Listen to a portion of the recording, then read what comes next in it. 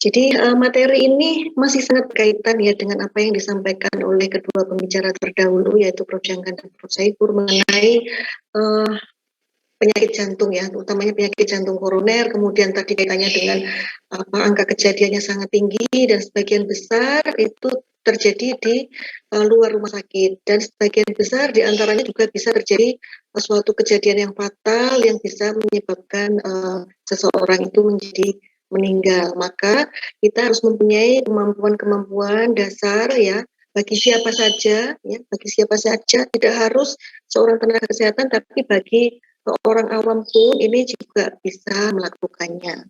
Dan ini materi ini kami ambil dari pelatihan bantuan hidup dasar yang diselenggarakan oleh Perhimpunan Dokter Spesialis Kardiovaskuler Indonesia.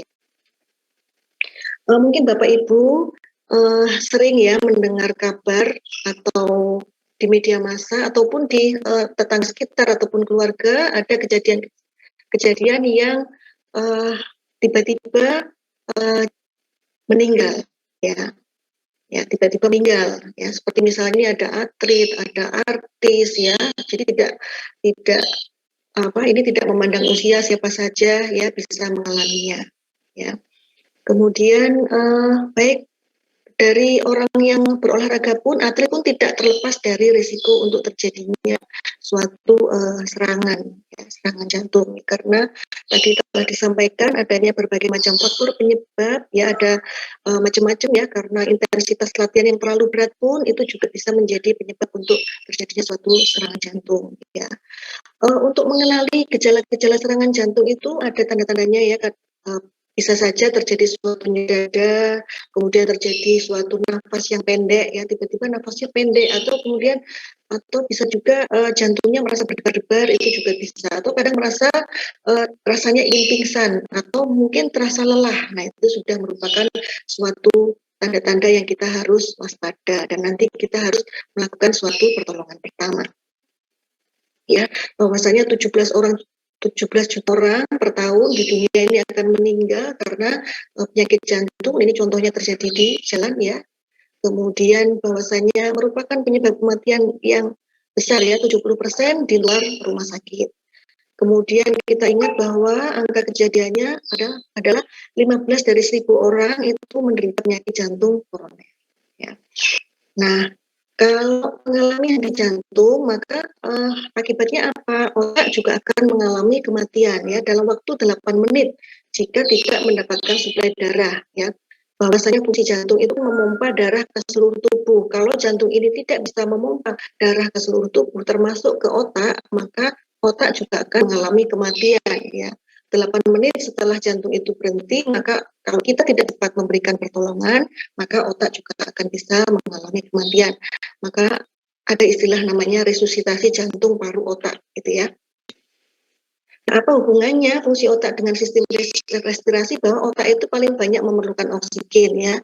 Kalau ada fungsi jantung akan mengganggu juga fungsi otaknya ya.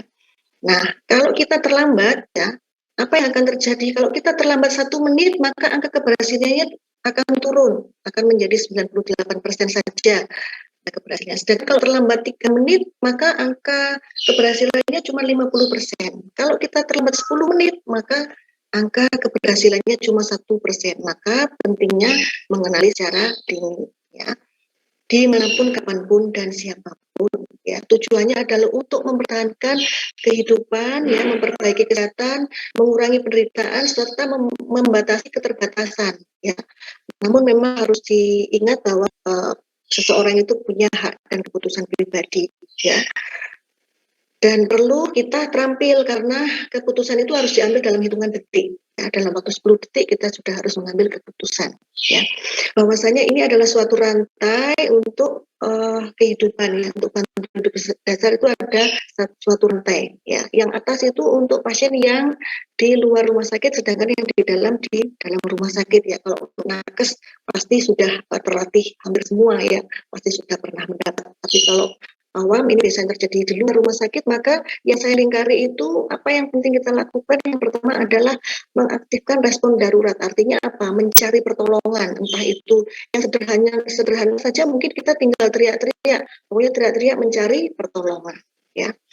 Atau kalau bisa ada handphone, kita bisa telepon siapa yang bisa diminta pertolongan, atau mungkin unit gawat darurat misalnya seperti itu.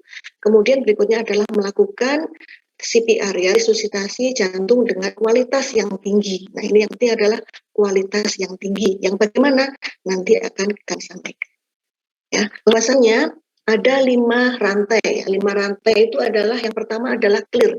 Clear itu artinya adalah bersihkan area. Ya, jadi kalau misalnya di keramaian, ya keramaiannya disingkirkan dulu. Kalau di tengah jalan, ya pasiennya mungkin dipinggirkan dulu atau diberi tanda supaya kendaraan tidak lewat, supaya orang tidak lewat. Ya, kemudian berikutnya adalah C, yang kedua adalah cek respon. Ya, cek respon seseorang dengan menepuk-nepuk punggungnya. Ya, menepuk-nepuk punggungnya, kemudian call for help. Call for help itu bisa menelpon mungkin UGD dan sebagainya. Ya, kemudian cek nadi, ya, cek nadi yang paling mudah itu adalah di nadi ini, yang di karotis, ya, di kira-kira di bawah rahang, ya. Kemudian lakukanlah kompresi, ya, kompresi jantung, ya. Nah, indikasi untuk dilakukan bantuan hidup dasar pada orang dewasa itu adalah pada kasus-kasus henti jantung, henti nafas, dan pada korban yang tidak sadarkan diri. Ya, tahap-tahapnya tadi pastikan lingkungan aman, cek respon, dan mengaktifkan sistem emergensi, kemudian cek nadi, selanjutnya adalah kompresi dada. Ya, jadi ini amankan lokasi kejadiannya, ya. Ini dengan menepuk-nepuk pundaknya, ya, bahunya, ini bisa ditepuk-tepuk ini bahunya, ya, sambil dipanggil Pak, Bu, gitu, ya. Kemudian apabila korban tidak menunjukkan reaksi, maka teriaklah untuk mendapatkan pertolongan terdekat.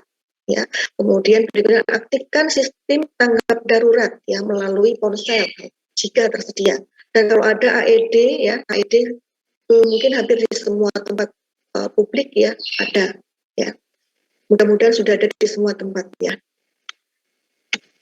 Nah, kemudian ini perhatikan nafasnya apakah berhenti atau tersengal, dan periksa denyutnya secara bersamaan, ya. Jadi sambil kita ini meraba denyut nadi karotis namanya, ya, itu di bawahnya rahang. Mungkin Bapak Ibu bisa sambil meraba sendiri, ya. Ini dicek, ya, dengan 3 jari dicek. Kalau terasa jedut, ya, itulah adalah arteri karotis, ya. Apakah denyut terasa dalam waktu 10 detik, 10 hitungan, 1, 2, 3, 4, 5, 6, 7, 8, 9, 10, harus sudah menentukan apakah terasa atau tidak terasa. Kemudian sambil perhatikan nafasnya, apakah nafasnya gasping, nafas yang satu-satu, ya, nafasnya mungkin satu-satu gini, ya, itu nafas yang tidak normal, ya. Apakah nafasnya seperti itu ataukah nafasnya normal seperti kita bernafas normal, ya. Ada denyut atau tidak, ya. Kalau misalnya nafasnya normal, ada denyut, ya kita pantau sampai tenaga medis yang terlatih tiba. Tapi kalau nafasnya tidak normal tapi ada denyutan, bisa kita berikan nafas buatan, ya. Cara memberikan nafas buatan adalah satu nafas buatan setiap atau sekitar 10 sampai 12 nafas buatan per menit, ya. Tapi ingat bahwa saat ini adalah musimnya COVID, ya. Jadi kalau dulu tanpa COVID, sebelum pandemi COVID, bisa nafas dari mulut ke mulut. Tapi sekarang karena dengan pandemi COVID ya harus hati-hati, maka ya untuk orang awam di luar ya hanya kompresi saja, ya. Ini kompresi, ya. Kemudian kalau ada AED gunakan, ya. Dengan alat AED itu akan membantu. AED itu apa tuh, Bu, Bapak Ibu? AED itu yang biasanya di bandara itu, ya, yang nanti akan kami sampaikan gambarnya, ya. Bagaimana kita melakukan CPR, ya, kompresi dada. Ya, kompresi dada itu mungkin Bapak Ibu bisa peragakan, itu ada langkah pertama, ya, tangan kita seperti itu, kemudian kita kaitkan, ya, kemudian kita taruh di atas ini, di atas dinding dada di bagian tengah, ya. Ya. seperti ini posisinya. Kemudian lokasinya di mana? Ini di dinding dada bagian tengah ya. Jadi kalau pada pria ini kita lihat aja ini puting payudaranya ini kira-kira lokasinya di tempat yang hijau ini ya. Kemudian kita